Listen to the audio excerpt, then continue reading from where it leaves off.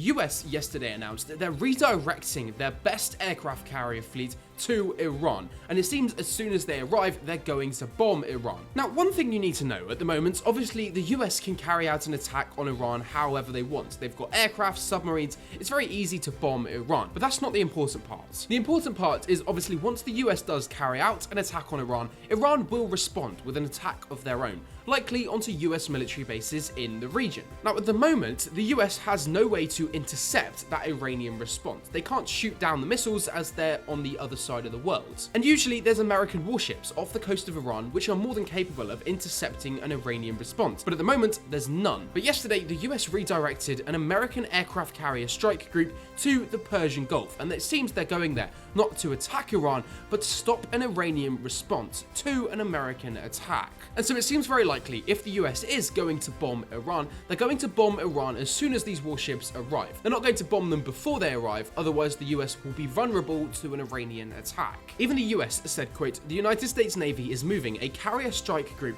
from the South China Sea to the CENTCOM area of responsibility." But as well as that, it does seem the US is preparing for an Iranian response, not only trying to stop it, but also trying to prevent any damage it could cause if the US bombs Iran and Iran responds. The reason I say that is today the US announced that they're starting to withdraw their troops from some of the military bases in the Middle East. Even Qatar said the US is doing this in response to, quote, "rising tensions in the region." I will say, one anonymous US official did say, quote, "It's a posture change and not an ordered evacuation." But he did also say that we don't know why there's a posture change. Although I will say, if the US does have plans to bomb Iran in the next few days, as soon as these warships arrive in Iran, it's not going to be a really well-known thing throughout the entire US military. It will just be known by top Trump officials. But from what we can see, whether it's US warships being redirected to Iran or US troops being moved out of US military bases to safety, it seems very likely the US is preparing for an Iranian retaliation. And there will only be a retaliation if the US is preparing